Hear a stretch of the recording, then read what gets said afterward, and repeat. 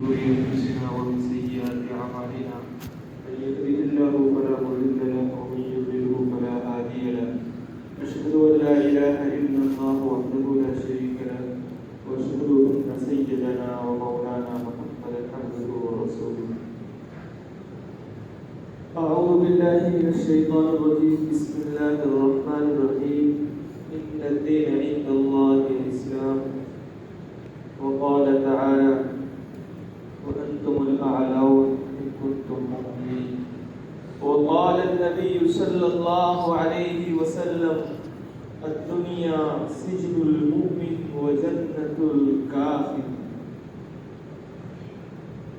صدق الله العظيم معزز اور میرے بہت ہی قابل احترام بزرگ اور نوجوان ساتھیوں،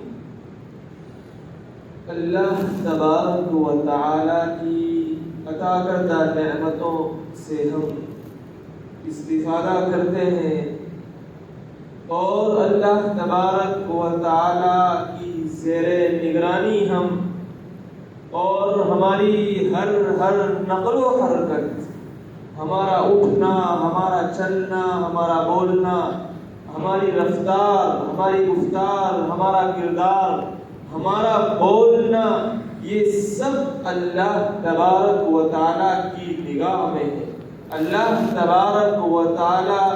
ہم پر اس طرح نظر رکھے ہوئے ہیں کہ ہم اس کا تصور نہیں کر سکتے، نہ ہم اللہ کی پکڑ سے باہر ہیں۔ ہم چاہے کتنے ہی اندھیرے کے اندر کوئی گناہ کرے، کتنی ہی چھپ کر اگر ہم کوئی گناہ کرے اور ہم یہ سوچیں کہ اللہ ہمیں نہیں دیکھ رہا ہے، تو یہ ہماری عقل کا فتور ہے۔ اللہ تبارک و تعالی ہمیں ہر حال میں دیکھتا ہے۔ اللہ تبارک و تعالی ہماری ہر نقل و حرکت پہ گرفت کیے ہوئے ہیں۔ یہ تو انسان کا اپنا زعم ہے، اپنا خیال ہے، اپنی قیاس آرائیاں ہیں کہ میں گناہ کرتا ہوں مجھے کوئی نہیں دیکھتا ہے، میں غلط کام کرتا ہوں مجھے کوئی نہیں دیکھتا ہے۔ یہ تو انسان کا اپنا خیال ہے کہ وہ غیبت کرتا ہے اسے خدا کا خیال نہیں، وہ چوری کرتا ہے اسے خدا کا خیال نہیں، وہ جھوٹ بولتا ہے اسے خدا کا خیال نہیں، وہ رسول کی نافرمانی کرتا ہے اسے خدا کا خیال نہیں، وہ شریعت مطہرہ کے اندر کمی زیادتی کرتا ہے اسے خدا کا خیال نہیں، وہ رب کی ناشکری کرتا ہے لیکن اسے اپنے پروردگار کا خیال نہیں۔ لیکن اللہ تبارک و تعالی اپنے بندے پر گرفت کیے ہوئے ہیں۔ میں نے قرآن کریم کی آیت پڑھی وَأَنْتُمُ الْأَعْلَوْنَ إِن كُنتُم مُؤْمِنِينَ۔ انسان زندگی کے اندر اپنی بلندی چاہتا ہے، اپنی بقا چاہتا ہے، اپنا عروج چاہتا ہے، لیکن وہ اس بات سے پیچھے ہٹ جاتا ہے جب اللہ تبارک و تعالیٰ کی اطاعت و فرمانبرداری کی بات آتی ہے۔ وہ جب زکوٰۃ نکالنے کی بات آتی ہے پیچھے ہٹ جاتا ہے، صدقہ و خیرات کی بات آتی ہے پیچھے ہٹ جاتا ہے، اطاعت و فرمانبرداری کی بات آتی ہے پیچھے ہٹ جاتا ہے۔ ایسے وہ بڑے بڑے نعرے لگائے گا، وہ اپنی زندگی کے اندر اپنے آپ کو رسول کا متبع ہونا ثابت کرے گا، محمد صلی اللہ علیہ وسلم کا امتی ہونے پر فخر کرے گا، اور فخر کی بھی بات ہے۔ لیکن جہاں رسول صلی اللہ علیہ وسلم کی شریعت کی مخالفت ہو رہی ہو، جہاں اللہ تبارک و تعالیٰ کے اس پاکیزہ دین کے اندر کہیں کمی کی جا رہی ہو، جہاں اس دین پر حملہ کیا جا رہا ہو اور اس نبی صلی اللہ علیہ وسلم کے لائے ہوئے دین کو مجروح، آپ کی شخصیت کو مجروح، آپ کے صحابہ کو مجروح کیا جا رہا ہو، جب ان کے دفاع کی بات آتی ہے تو مسلمان پیچھے ہٹ جاتا ہے۔ مسلمان اپنے آپ کو مسلمان کہلانے کے قابل اس وقت نہیں رہتا ہے کہ جب دین پر بات آ جائے، اس کی شریعت پر بات آ جائے، اس کے رسول کی عزت کی بات آ جائے، مسلمان اس وقت بھی خاموش بیٹھے۔ یہ انسان کی تصور سے بہت بڑا چیز ہے کہ ایک مسلمان ہے، اس کے دل کے اندر رسول اللہ صلی اللہ علیہ وسلم کی محبت ہے، لیکن محبت کی صرف محبت یہ ہو کہ رسول اللہ صلی اللہ علیہ وسلم کے بتلائے ہوئے طریقے کے مطابق زندگی گزارے۔ آج مسلمان سربلند نہیں ہے، آج مسلمان عزت کی زندگی نہیں گزار رہا ہے، سچ کہوں تو ذلت کی زندگی ہے۔ اور میں آپ کو بتلاؤں کہ ذلت کی زندگی کیا ہے۔ مسلمان اپنے شعار کی حفاظت نہیں کر پا رہا ہے، وہ اپنے دین کی کامل حفاظت نہیں کر پا رہا ہے، وہ اپنی ماں بہنوں بیٹیوں کی عزت نہیں کر پا رہا ہے۔ جہاں جب چاہے جس طرح چاہے مسلمان کو مجروح کر دیا جاتا ہے، اس کی عزت نفس کے ساتھ کھلواڑ کر دیا جاتا ہے، ان کی بہنوں کی عزتوں کو لوٹ لیا جاتا ہے، لیکن خاموشی ہے، سب طرف خاموشی ہے، اندھیرا ہے۔ اس کی وجہ ہے کہ مسلمان ایک صرف اپنے اوپر لیبل لگائے ہوئے کہ ہم مسلمان ہیں، حقیقت میں مسلمان نہیں ہیں۔ اور میں اس بات کو بڑے درد کے ساتھ کہتا ہوں، یہ گلہ ہوتا ہے کہ بیان ایک ہے کہ میں اپنے جذبات کے اندر کوئی بات کہوں، لیکن آپ سے یہ سوال کرتا ہوں کہ جہاں مسلمان نوجوان اپنی جوانی کی بھرپستی کے اندر رسول کی شریعت کی حفاظت نہ کر پاتے ہو، اور جہاں جس ملک کے اندر جس کی بقا کے لیے اپنے خون سے اس کی سینچائی کی گئی ہو، اس ملک کے اندر کہ جہاں مسلمانوں کا دین ہے، جہاں رسول اللہ صلی اللہ علیہ وسلم کے اعلاء کلمت اللہ کے لیے مسلمانوں نے اپنے خون کی ندیاں بہائی ہو، اور جہاں مسلمانوں کے ساتھ بدسلوکی کی جا رہی ہو، ان کی مساجد کو محفوظ نہ کیا جا رہا ہو، اور ان کے دین پر ان کو ثابت قدم رہنے نہ دیا جا رہا ہو، انہیں کلمات کفر بولنے پر مجبور کیا جا رہا ہو، مسلمان کی عزت کے ساتھ کھلواڑ کیا جا رہا ہو، جب بات یہاں آ جائے تو یہ کہا جاتا ہے کہ بات ذرا آہستہ کی جائے، بات ذرا بھائی چارگی کی جائے۔ کہاں بھائی چارگی کی بات کی جاتی ہے؟ یہ بھی سوال کرنے کی چیز ہوتی ہے، یہ بھی عقل سے سمجھنے کی چیز ہوتی ہے کہ کہاں بات کس طرح کی جاتی ہے۔ حالات اس طرح جب منڈلائے جاتے ہیں، جہاں مسلمان کو اپنی جان کے لارے پڑے ہو، وہاں تم اپنی بات کرتے ہو، وہاں تم ایک دوسرے کی بات کرتے ہو، وہاں تم آپس میں محبت کی باتیں کرتے ہو، جہاں تمہاری مسجد کو چھین لی جاتی ہے، پھر تم صبر کا تم سے ضبط بنوایا جاتا ہے، تم سے کہا جاتا ہے تحمل کرو، برداشت کرو۔ یہ مسجد کو اگر مندر کی شکل میں تعمیر کر دیا گیا ہے، یہ ہم بات مانتے ہیں، ہمارے سامنے واقعات پیش کیے جاتے ہیں، لیکن ہمیں اس بات پر یقین ہے، ہمیں اللہ تبارک و تعالیٰ کی ذات پر یقین ہے۔ عمرو بن لوہی یہ اللہ کے رسول صلی اللہ علیہ وسلم سے 300 سال قبل زمانے کا واقعہ ہے۔ لوگ ملت ابراہیم پر تھے۔ یہ شخص ملک شام میں جب گیا، یہ مکہ کا صوبہ کا سردار تھا، وہاں جب یہ گیا تو ملک شام کے اندر دیکھا کہ لوگ بتوں کی پوجا کر رہے ہیں۔ تو ملک شام کے اندر جب گیا سفر کے لیے تو اس کو بڑا معلوم ہوا کہ لوگ اپنے خود ساختہ مورتیوں کی پوجا کر رہے ہیں، بڑی اچھی چیز ہے۔ تو وہاں کے لوگوں کو پوچھا کہ بھئی یہ کیا چیز ہے؟ تو لوگوں نے کہا کہ بھئی یہ تو مورتی ہے، یہ ہمارے خدا ہے، ہم ان کو پوجتے ہیں اور ان سے مرادیں مانگتے ہیں۔ تو عمرو بن لوہی کو یہ بات اچھی لگی اور اس نے وہاں سے چند بت خرید کر مکہ لے آئے کہ بھئی ہم کو بھی دے دو، ہم بھی ان کی عبادت کریں گے۔ تو اس نے حبل نامی بت اور کئی بت وہاں لا کے مکہ کے اندر نصب کر دیا، اور لوگوں کو اس بات کی دعوت دی کہ ہمارے معبود تو یہ ہیں، اور لوگوں کو ان کی عبادت بڑی اچھی لگی۔ لوگوں نے بیت اللہ کا جہاں لوگ طواف کرنے لگے کر رہے تھے، لوگ اس حبل نامی بت اور جو دیگر بت وہ لایا تھا ان پتھروں کی عبادت کرنا شروع کر دی۔ اب دیکھو اللہ تبارک و تعالیٰ کا گھر ہے، ابراہیم جس کی تعمیر کرتے ہو، آدم جس کا طواف کرتے ہو، ہزاروں فرشتے جس کا طواف کرتے ہو، محمد جیسے پیغمبر صلی اللہ علیہ وسلم جہاں طواف کرتے ہو، اس پیغمبر کے آنے سے پہلے اس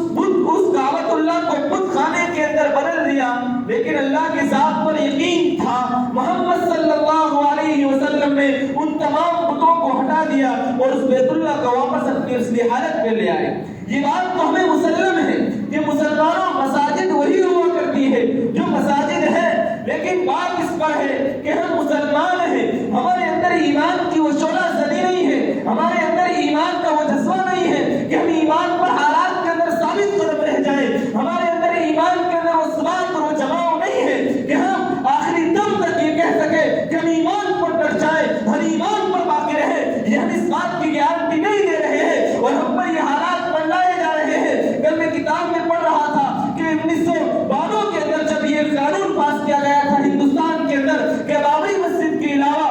بھی تمام مسجدیں ہیں، تمام عبادت خانے ہیں، اس بات پر اتفاق ہوا تھا کہ جو بھی مسجدیں ہیں، جو بھی عبادت خانے ہیں، ان کو بدلا نہیں جائے گا سوائے بابری مسجد کو، اس لیے کہ اس کا مقدمہ پہلے ہی درج عدالت کے اندر ہو چکا تھا، اس کو مستثنیٰ کر کے یہ بات کہہ دی گئی تھی کہ اب یہاں کی جگہ ملک ہندوستان کے اندر جو عبادت گاہیں پہلے سے ہیں وہ اسی طرز پر رہے گی، بابری مسجد کا جب فیصلہ آ جائے گا تو اس کو اس کے محنت پر چھوڑ دیا جائے گا۔ اس بات کو تسلیم کیا، یہ ملک کا قانون ہے، ملک کے قانون کو ہم سر آنکھوں پر رکھتے ہیں اور اس بات کو تسلیم بھی کرتے ہیں، اور ملک کے قانون کے خلاف یہ قانون تھا، مسلمانوں نے اپنے تمام پروف کو پیش کیا، بابری مسجد یہ مسلمانوں کی تھی، قانون کے تحت اس کو ہندوؤں کو دے دیا گیا، ان لوگوں کو دے دیا گیا، تشدد پسند لوگوں کو دے دیا گیا، اور ان کو دینے کے بعد پھر انہوں نے اس کا افتتاح بھی کیا اور مسلمان قانون کی انہوں نے خلاف ورزی بھی کی، قانون کی دھجیاں اڑائی، جمہوریت کا انہوں نے خون کیا۔ لیکن یاد رکھیے وہی یوپی کے اندر وہی ہمارا ملک بھارت کی بات ہے، ہندوستان کی بات میں کر رہا ہوں، یہی ملک ہے، یہی دھرتی ہے، یہی مسجد ہے، مسلمانوں سے چھین کر ان کی عزتوں کو تار تار کرنے کے بعد ابھی مسلمانوں کا پہلا غم نہیں بھولا ہے، مسلمان اپنے پہلے غم کو نہیں بھولے ہیں، ابھی تم نے وہاں جا کے افتتاح کیا اور ابھی مسلمانوں پر اس کے غم ہے، ابھی مسلمان بالکل اس سے خوش نہیں ہے، لیکن یہی گیان واپی مسجد آج میں نے خبر دیکھی ہے، کل میں کتاب میں پڑھ رہا تھا، مجھے بہت افسوس ہوا کہ مسلمانوں یہ ہوا کہ تم سے تمہاری مسجد چھینی گئی، اور جب دیکھا گیا مسلمان کی طرف سے کوئی اس بات پر ایکشن نہیں لیا گیا، مسلمان ڈر گئے ہیں، مسلمان گھبرا گئے ہیں، مسلمانوں نے خاموشی اختیار کر لی ہے، نہیں مسلمانوں ضرورت اس بات کی ہے، گیان واپی مسجد کا یہ فیصلہ لیا عدالت نے کہ اس کو بھی مندر کے اندر تبدیل کر دو، اس کو بھی یہاں اس کے تہہ خانے کے اندر مورتی رکھ دو، اور لوگوں نے رکھی ہے، یہ کوئی 1000 سال پرانی بات نہیں ہے، یہ کل اور پرسوں کا واقعہ ہے کہ اسی یوپی کے اندر ابھی مسلمانوں کا غم تازہ ہے، واپس اس مسجد کو مندر کے اندر تعمیر کرنے کی باتیں کر دی گئی ہیں، اور یہ یاد رکھیے مسلمانوں، بڑے افسوس کے ساتھ کہہ رہا ہوں، بڑے درد دل کے ساتھ کہہ رہا ہوں، جو 6 دسمبر ہمارے اوپر دہرایا گیا ہے، جو 6 دسمبر اس ملک کے اندر آیا تھا دوبارہ آئے گا اور آ سکتا ہے، ہمیں اس کے آثار نظر آ رہے ہیں۔ پھر کہا جاتا ہے کہ مسلمانوں ذرا صبر اور تحمل سے کام لیجئے، مسلمانوں نہیں، یاد رکھیے ایک بات کہہ کر میں آپ لوگوں کو بات ختم کروں گا کہ یاد رکھیے اگر شریعت کی بقا چاہتے ہو، اسلام کی بقا چاہتے ہو تو اسلام پر برقرار رہنا، اسلام کے قانون کو اور اس کے بتلائے ہوئے طریقے پر تمہیں مضبوطی سے جمع رہنا یہ بہت ضروری ہے۔ حضرت عثمان غنی رضی اللہ تعالیٰ عنہ صلح حدیبیہ کا موقع ہے، آپ جب وہاں مکہ المکرمہ جب پہنچے ہیں لوگوں سے ملاقات کے لیے، اللہ کے رسول صلی اللہ علیہ وسلم کا داماد ہے، جب وہاں گئے اور جب ان لوگوں نے کہا کہ عثمان آپ تو سرداران مکہ تھے اور آپ کی تو بڑی عزت تھی، آپ نے گھٹنوں ٹخنوں سے اوپر پاجامہ کیوں کر لیا؟ آپ مکہ کا رواج ہے کہ ٹخنوں سے نیچے پاجامہ رکھو نا تو تمہاری شان ہوگی، تم سردار معلوم ہوگے، آپ نے یہ کام کیوں کیا؟ حضرت عثمان غنی رضی اللہ تعالیٰ نے کہا کہ بات ایسی نہیں ہے، رسول کا طریقہ ہے، میرے حبیب فرماتے ہیں کہ ٹخنوں سے اوپر پاجامہ رکھو، میں اپنی سرداری کو تمہارا اطاعت کرتا ہوں، لیکن میں اپنے رسول کی سنت کو چھوڑنا پسند نہیں کرتا ہوں۔ یہی حالت ہے کہ ایک صحابی ایران کے بادشاہ کے پاس جاتے ہیں اور وہاں جا کے رسول اللہ صلی اللہ علیہ وسلم کی بات کو جب پیش کرتے ہیں تو ایران کسرا کا بادشاہ کا یہ دستور تھا کہ لوگ ہاتھ میں سب دستوں کے پاس کھڑے ہوں، ان کی تعظیم کریں، لیکن یہ وہ لوگ تھے کہ جنہوں نے شریعت پر عمل کیا، جنہوں نے ایسے حالات کے اندر اپنی شریعت کو مضبوطی سے پکڑا، انہوں نے کہا کہ ہم رسول اللہ صلی اللہ علیہ وسلم کے غلام ہیں، ہم کسی کے سامنے جھک جائیں، ہم کسی کے سامنے سجدہ ریز ہو جائیں، یہ ہمیں منظور نہیں ہے، آپ اپنی بادشاہت اپنے پاس رکھیے، ہمیں رسول کا غلام ہونا یہ زیادہ پسند ہے۔ میں بتلانا نہیں چاہتا ہوں آپ حضرات کو کہ ایسے حالات کے اندر کہ جہاں مسلمانوں اور ان لوگوں کے اندر یہ لسٹ ہے کہ 2000 کے قریب مسجد ان کی لسٹوں کے اندر ہے، مسلمانوں کے عبادت خانے ان کی لسٹوں کے اندر ہے کہ پہلے کہاں پھر کہاں پھر کہاں، اگر ہم اسی نیت پر رہے، اسی طریقے پر رہے اور صرف نعرے بازی لگا لی، صرف احتجاج کر دیا تو کچھ نہیں ہوگا جب تک کہ ہماری زندگی کو ہم رسول خدا صلی اللہ علیہ وسلم کے طریقے کے مطابق نہ گزارے، اس لیے کہ طریقہ رسول کا نہیں ہو اور رسول کے محبت کے دعوے دار بن جائیں، یہ عشق رسول نہیں ہے۔ رسول صلی اللہ علیہ وسلم سے محبت، شریعت سے محبت تو یہ ہے کہ ہم اپنی زندگی کو رسول کے मुताबिक गुजारे, शरीयत के मुताबिक गुजारे, कुरान के मुताबिक गुजारे, अपने शियार की हिफाजत करे, अपने मसाजिद की हिफाजत करे, अपने मदारिस की हिफाजत करे। और लोगों, ये पोस्टर छाप पर लगा दिए गए हैं और स्क्रीन पर दिखला दिए गए हैं कि अब मदारिस के अंदर कुरान की जगह पर रामायण पढ़ाई जाएगी, गीता पढ़ाई जाएगी, उनकी और धर्म की किताबें पढ़ाई जाएगी। ये कोई फलसफा नहीं है, ये मुल्क हिंदुस्तान के हालात की वो अक्कासी मैं आपके सामने कर रहा हूँ, वो आप हजरात को वो हालात बता रहा हूँ जो पेश आने वाले हैं, जो उन लोगों के कानून और जो उन लोगों के जहनों के अंदर जो खुमार है, जो गर्द है, आप हजरात के सामने वो पेश कर रहा हूँ। हम तो बहुत दूर हैं, हमें कुछ पता नहीं है, लेकिन क्या कुछ हो रहा है, क्या कुछ कर रहे हैं, क्या कुछ हो रहा है और क्या कुछ हो जाएगा, हम कुछ नहीं करेंगे। लेकिन याद रखो नौजवानों, मैं तुमसे कहता हूँ कि अपनी जिंदगी को रसूल सल्लल्लाहु अलैहि वसल्लम के मुताबिक गुजारो, अपने बताए हुए रसूल के तरीके के मुताबिक गुजारो। हमारे रसूल ने कोई खाका नहीं छोड़ा है कि जब हम वहाँ मायूस हो जाए और हमें वहाँ कोई राह और कोई सबील न मिले। अल्लाह के रसूल सल्लल्लाहु अलैहि वसल्लम का दीन वो कामिल दीन है कि अल्लाह के रसूल सल्लल्लाहु अलैहि वसल्लम ने हर मोड़ पर हमें तालीम दी है। हमें जरूरत नहीं है किसी यहूद की और किसी मुशरिक की इत्तिबा करने की, उनके तरीकों को अपनाने की, उनकी मुताबिक बदलाए हुए तरीकों की जिंदगी गुजारने की। हमारे लिए हमारा आइडियल ये रसूलुल्लाह सल्लल्लाहु अलैहि वसल्लम है। इसलिए जरूरत इस बात की है कि हम अल्लाह के रसूल सल्लल्लाहु अलैहि वसल्लम के बताए हुए तरीके के मुताबिक गुजारे। मैंने एक हदीस पढ़ी थी, बाकी नहीं उसका तर्जुमा करता हूँ। अल्लाह के नबी ने फरमाया कि मुसलमानों के लिए ये दुनिया ये तो एक कैद खाना है और कैद खाने के अंदर तकलीफें आती है, अज़ियतें रहती है, वहाँ मुसलमानों सुकून नहीं हुआ तो होता है कैद खाने के लिए, लेकिन काफिरों के लिए जन्नत है। अगर ये चंद दिन के लोग हैं अपनी जिंदगी के अंदर बदबस्ती के अंदर गुजार रहे हैं तो इससे मुसलमानों तुम्हें दिल बर्दाश्त होने की जरूरत नहीं है। अपने ईमान की हिफाजत करें। अल्लाह तबारक व तआला हमें और आपको सभी को शरीयत के मुताबिक गुजारने की तौफीक जिंदगी तौफीक गुजारने की अता फरमाए और ऐसे हालात में हमें ईमान पर जमे रहने की तौफीक अता फरमाए। अल्लाह हमारे मुल्क के हालात को दुरुस्त फरमाए और अपना अमान की फिजा कायम फरमाए। व आखिर दावाना अल्हम्दुलिल्लाहि रब्बिल आलमीन।